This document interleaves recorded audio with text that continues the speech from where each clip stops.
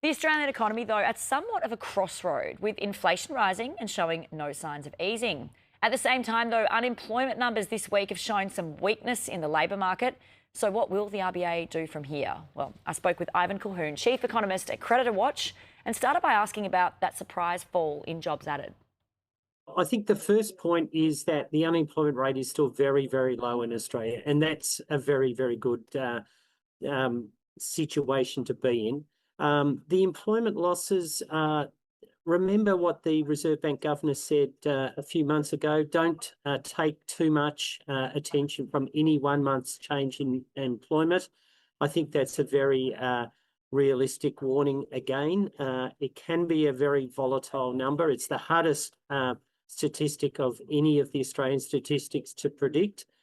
So I think I'd be cautious about that. I'd be cautious about the big fall in full-time employment. I don't believe that actually happened. So I'd certainly be emphasising the unemployment rate. That's the best indicator when we have these big volatile movements in employment. That was stable. It's still very low.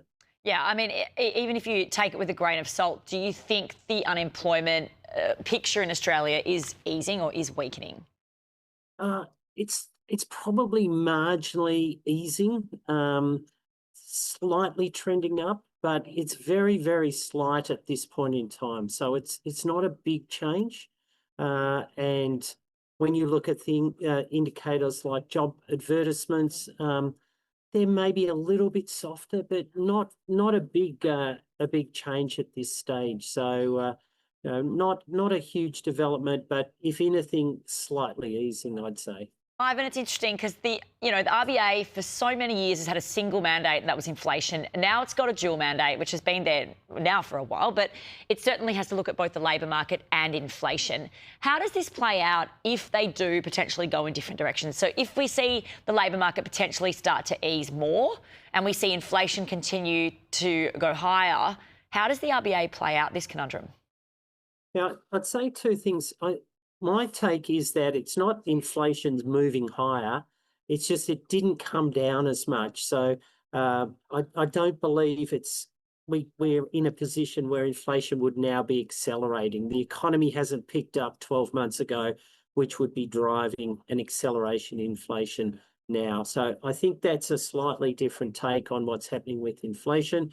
How would the Reserve Bank look at the two when they're in tension? I guess we've got an example of that when we look at the US. They tend to look at how far is each measure from the target and how long might it persist. Normally, the Reserve Bank would say if the unemployment rate's going up, then that will slow the economy, that will help wages ease, and that will bring inflation back into control. So you would always emphasise the unemployment rate if there was a big change in the unemployment rate. At the moment, there isn't a big enough change for that to be really significant, I don't think. And the other factor the RBA talks about is to really bring about sustainable, longer-term growth, you need to have low inflation. And I think we all know when we go shopping, we all experience that prices are 20% higher, but the unemployment rate really hasn't changed very much at all. So that's affecting very, very few Australians, but the much higher prices we've seen over the last 4 or 5 years is affecting everyone. So, Ivan, I want to dive a bit deeper into what you just mentioned there with inflation, because obviously it is somewhat contrarian to suggest we've never really gone out of that sort of increased inflation that we've been seeing. So we never really got properly in the target band. Talk us through, I guess, what makes this up, the metrics that have shown you that. Yeah, I think we can see it came down quite early in the year. We saw that house prices and house construction costs were lower. We saw that rents were coming down. So we have seen it ease from those very fast rates of inflation. But if you look at it, food prices are still growing at over 3%. Most services are over 3%. We've had some government increases at, quite high rates and charges, electricity, excluding the subsidies. So when you put all those together, they're all printing above that 3% mark, I think, in aggregate. and the parts of the CPI basket that are really not rising as much in price, or maybe correcting a little bit in price, aren't falling enough or aren't growing slowly enough to offset those higher prices for those items. So when you do the maths, you end up somewhere above 3%, I think. It's really interesting because we know inflation is notoriously hard to tame. We've seen it time and time again over the past number of decades across the globe. So do we think that potentially the RBA moved too fast on rate cuts? Perhaps they shouldn't have cut so many times, or they should have been a bit more cautious around cuts? Perhaps I think you can make that interpretation with hindsight. I think it wasn't as clear, and they really had tight policy. They thought it was tight. Remember, they cut more slowly than other central banks. They tightened more slowly than other central banks. I guess we'll be able to make that judgment in the fullness of time. It was only 2 or 3 years ago that everyone was complaining they hadn't tightened enough, and obviously their strategy was to try and keep unemployment low.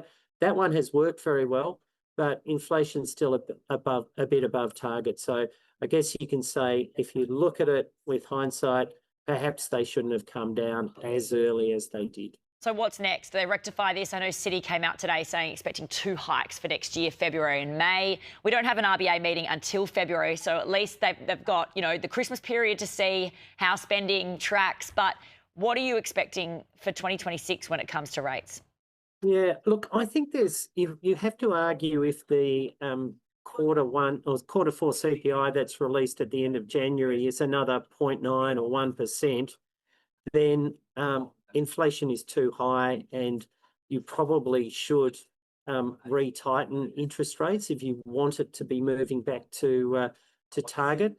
Now, that is also very important, what's happening in the economy, what's happening with the unemployment rate. So I don't think I'd really consider it a full cycle higher. The economy's turned, inflation's a real problem, but that's one scenario. The second scenario, if the bank can convince itself that, in fact, it really is, it's just that inflation didn't get low enough, then perhaps they can stick it out and say, well, look, there's not a lot of growth coming through. We've still got lower oil prices. We've got those subsidies to work through.